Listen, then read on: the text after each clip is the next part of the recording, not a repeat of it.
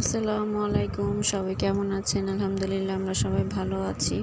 তো এই ব্লগটা আপনাদের সাথে আরও আগে শেয়ার করতে চেয়েছিলাম, কিন্তু শেয়ার করতে পারিনি। আমি বাসায় যেদিন বাসা থেকে চলে যাচ্ছি, সাভার আসতেছি, সেদিন আপনাদের সাথে সেদিন এটা আমি ভিডিও করেছিলাম, আপনাদের সাথে একটু শেয়ার করবো গাবতলী হাটের কী অবস্থা। কিন্তু আপনাদের সাথে শেয়ার করতে পারিনি, কারেন্ট ছিল না, আসার পর একটু ব্যস্ত ছিলাম, এই জন্য ভিডিওটা দিতে দেরি হয়ে গেছে। তো দেখেন গাবতলী হাট কীরকমভাবে সাজিয়েছে, এখনও সাজানো হচ্ছে, পুরোপুরি সাজানো হয়নি। আমি যেদিন এসেছি তখন এরকমভাবে সাজাচ্ছে। তো এখন তো প্রায় সাজানো শেষ।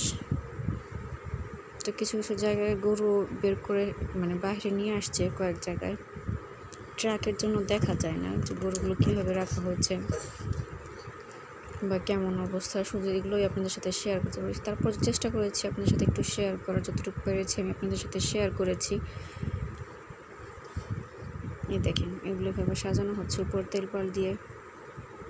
এই যে দেখেন ট্রাকগুলোর জন্য আমি ভালোভাবে ভিডিও করতে পারিনি, আর যেহেতু গাড়ির জন্য আরও দূরে হয়ে গেছে।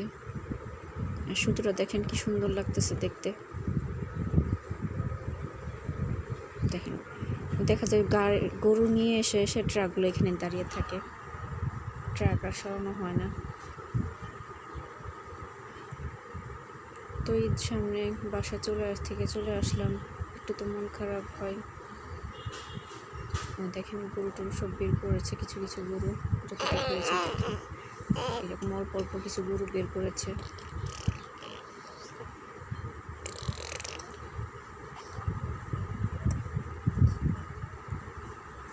তো বাসা থেকে আসছি মন খারাপ, মেয়েটাও মন খারাপ, বাবাও আসার সময় অনেক কান্নাকাটি করেছে, কারণ সামনে ঈদ হবে চলে আসছি। এটাই নিয়ম, এটাই বাস্তব মেয়েদের জীবন। চাইলেও তখন কিছু করা যায় না।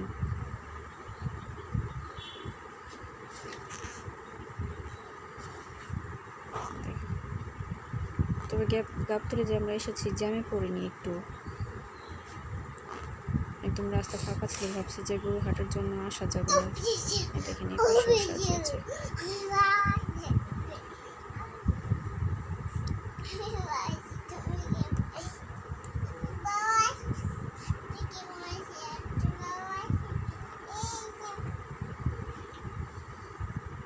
যদি থাকেন আপনারা কীভাবে গাবতলীর হাটের কী অবস্থা দেখতেই পেলেন আপনারা। গাবতলী হাটের কী অবস্থা, অনেক বড় হাট বসে গাবতলীতে। তো ভাই আর কাজিন মিলে আমাকে দিয়ে গিয়েছে, একজন কথা বলতেছে। আর আপনারা আমার জন্য সবাই দোয়া করেছেন, আমার পাশে থেকেছেন, এর জন্য আমার চ্যানেলটা আগে থেকে অনেক ভালো হচ্ছে, ভালোর দিকে যাচ্ছে। এভাবে আমার পাশে থাকবেন, আমার জন্য দোয়া করবেন, আমার চ্যানেলটা আরও ভালোর দিকে যায়।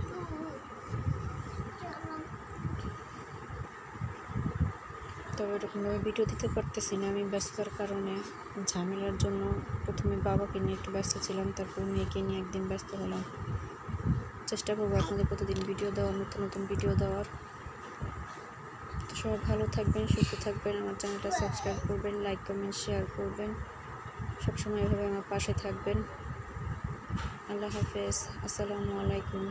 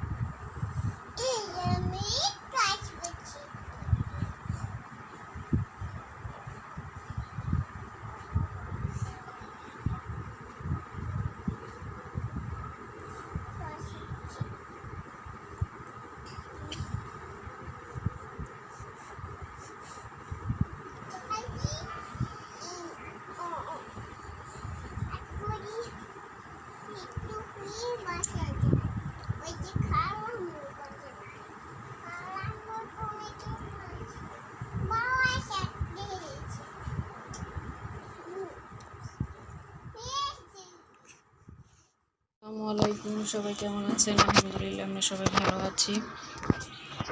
আজকে একটু আকাশটা মেঘলা মেঘলা, কালকে বৃষ্টি হয়েছে, কালকে একটু ঠান্ডা ঠান্ডা পড়ছে, মেয়েদের একটু আরাম হয়েছে।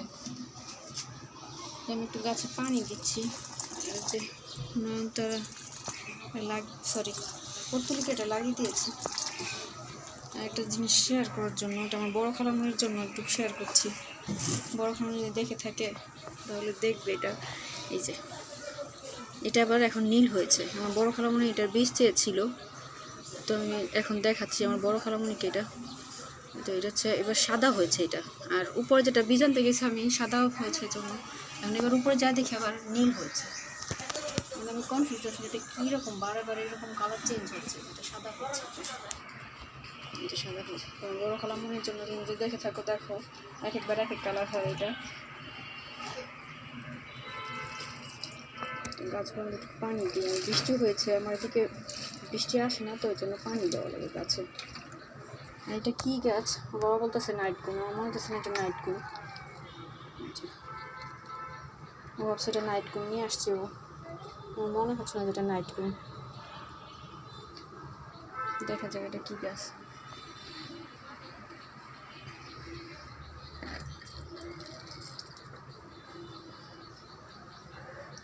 এখন ঘরটা মুছবো, একটু ছোটো মোটো ভেঙে গেছে, এখন একটু ঘর মুছবো, বাকি কাজগুলো শেষ করবো এখন সাথে থাকেন।